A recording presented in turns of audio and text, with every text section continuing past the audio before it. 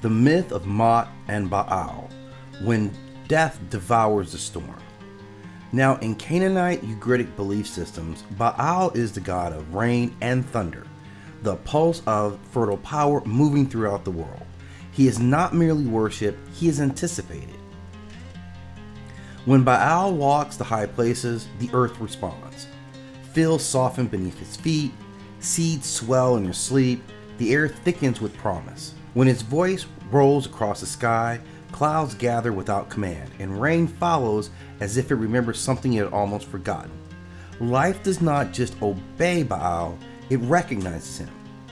He is the storm that arrives when the land has waited long enough, the rhythm that turns dust back into soil. Kings praise him not for conquest, but because the people eat when he is near. Baal is abundance made audible. And far below, where no rain ever falls, Mot waits. Mot is the god of death. Not a ruler seated on a throne, not a judge waiting hearts. Mot is consumption. He does not govern the dead. He does not organize them. He does not give them a purpose or rest. He opens his mouth, vast and endless, and the dead pass into him as grain into a mill. In Mot's realm, there is no light, no growth, no becoming. There is only hunger, patience, grinding and eternal. Bones are stripped, names are dissolved, even memory is chewed down to nothing. Death in Mot's keeping is not an ending, it is being eaten. And when Baal's reign grows generous, when life sprouts too far and too freely, Mot's hunger deepens, because abundance always calls to appetite. When Baal establishes his palace, the sky changes. Rain no longer comes in hesitation. It falls freely, generously, as if the heavens themselves have been persuaded to trust the earth again. Thunder rolls not as a warning, but as reassurance, and the land drinks deeply. Crops grow heavy with grain. Vines sag under their own abundance. Rivers swell past their banks, no longer cautious, no longer restrained. And life spreads outward, unchecked, not because Baal demands it, but because nothing stops it. And far below, where no water ever reaches, Mot begins to stir. He feels the weight of growth pressing against the boundaries of the world. He senses abundance piling upon itself, unconsumed, unbroken. Hunger is not emotion for Mot, it is response. Excess must be eaten. Silence must answer noise. From the dry depths beneath the roots of the world, Mot notices rain, and he speaks.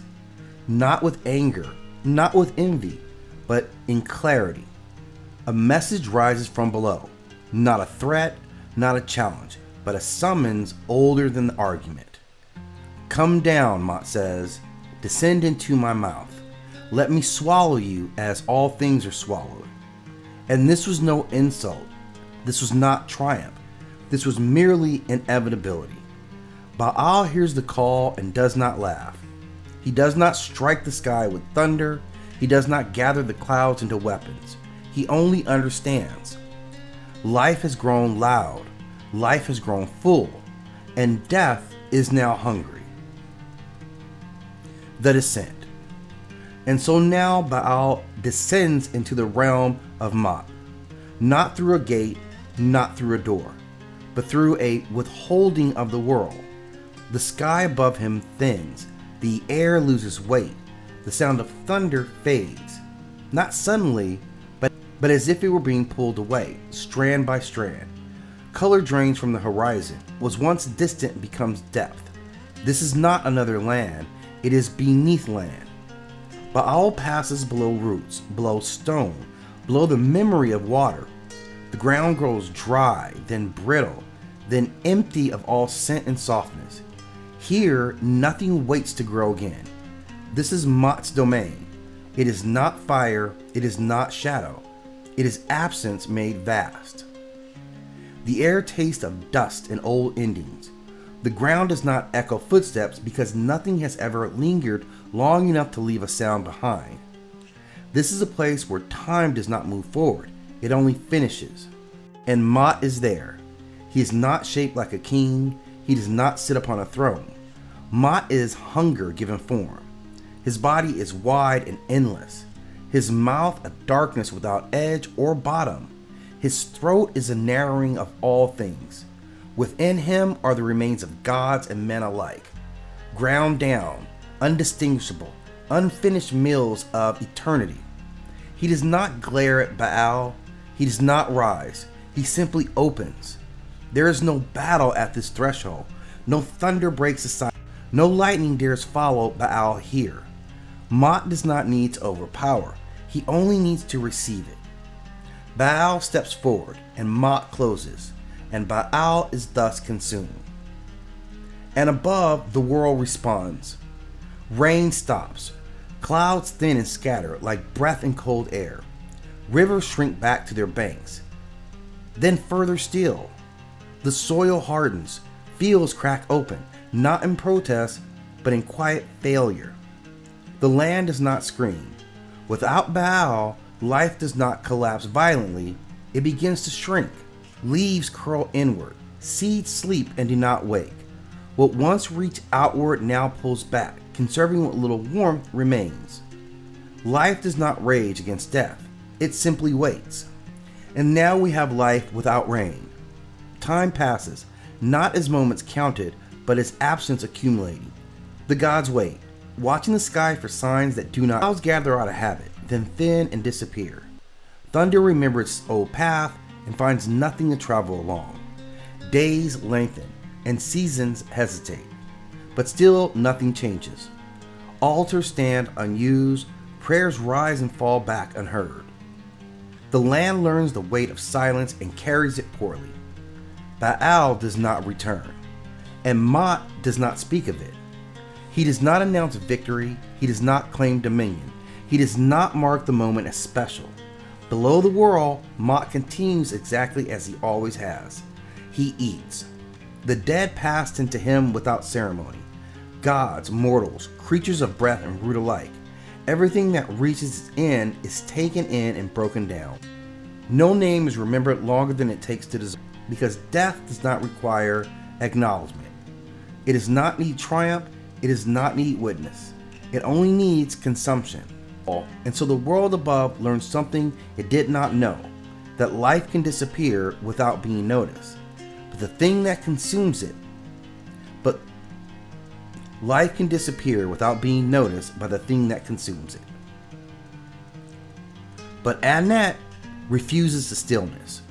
Now Anat is the goddess of war and vitality, the blood-bright sister of Baal, known by many names. She who loves battle, she who delights in slaughter, the maiden who breaks armies. Where Baal brings rain, Anat brings motion. Where he nourishes, she cuts. Life does not only grow, it fights to remain. Anat is not patient, she is not tempered, she is the force that answers silence with violence. When Baal does not return, she notices the world's thinning breath, and she sees fields rise and fall. Rivers retreat, the land's bending inward on itself like a body conserving heat. And she searches for him, not gently, not cautiously. She tears through the borders of the world until there is nowhere left to look but below. And there she finds Mot. Mot does not greet her. He is not threatened. He does not flee. He opens his mouth as he always has. And Anat does not hesitate. She does not negotiate. She does not ask for balance. She does not respect necessity. She attacks even death itself. She strikes Mot with blade and fury, hacking him apart as one would butcher a carcass. She cuts him down, grinds his remains, scatters them across the land, into rivers, into soil, into the very dust that once starved. She burns him, she crushes him, she sows his pieces like seed. This is not wisdom, this is flat out rage. It is grief given muscle and steel, and for that moment, it works. With Mot scattered and broken, the world hesitates. Nothing rushes back all at once. Then slowly something shifts. The sky darkens, not with storm but with memory. Clouds begin to gather where air had forgotten how. The first drops of rain fall uncertainly, as if testing whether the earth still knows how to receive water. And the land answered. Cracked soil softens, seeds long dormant stir beneath the surface. Rivers remember that they're cousins and begin to move forward again. Thin at first, then fuller and surer. And Baal returns, not in fire and not in conquest. He rises like rain returning to parched land, not new, not changed, but resumed. Thunder follows him again, rolling across the sky like voices claiming victory in its range. Lightning traces old paths, illuminating fields that had nearly given up hope. Life surges back into motion. Green spreads, crops lift their heads, and the world exhales. Baal walks around the living once more, and abundance follows as if it always had. Not because he commanded it, but because his presence restores a rhythm that had previously been interrupted. For a time, it seems as though death had been defeated. The gods rejoice, the lands themselves flourish, and the cycle feels broken. And beneath the celebration, something stirs. Because Mot does not stay scattered. Death does not remain undone. What Anat destroyed was not death itself, but its form. And slowly, inevitably, Mot begins to gather again. Hunger reforms, absence thickens. The quiet below the world grows heavy with promise. Death has been wounded, but death has not been erased.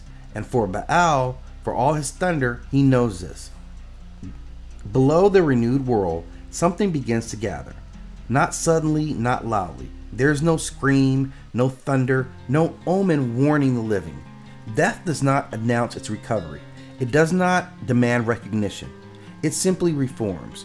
From the dust where Anat scattered him, Mot begins to draw himself together again. Grains rot, leaves fall back into soil, bones settle beneath the earth. Hunger, long delayed, resumes its work. Mot does not remember pain. He does not carry anger. What was broken will never be destroyed, only disappeared. Slowly, this absence deepens again. The silence between the world thickens. The great mouth that once closed around Baal opens once more, patient, unchanged. Death has finished being interrupted, and Mot rises. They struggle, not with weapons, not with storm or teeth, but with presence itself. Baal brings rain, Mot brings drought. Baal restores while Mot consumes. Neither can destroy the other. Life cannot exist without death to make room for it. Death cannot consume everything without ending its own purpose. And the struggle resolves the only way it could, not through victory, through limit. Baal will fall into Mot's mouth again, and he will rise again, and rain will return, and drought will follow. The land will flourish, and then it will be empty. This is not cruelty. This is in fact order. Mot does not rule the world. Baal does not escape him. They simply take turns. Now, as we've seen, Hades administers death. Hell keeps it. Osiris structures it. Izanami warns against crossing it. Savitri outwalks it, and Ereshkigal stays within it. Mot consumes, and Baal proves that every living thing must learn that you are not immortal, you will not be erased, you are not seasonal, because life does not win by escaping death. It wins by returning every time death finishes eating.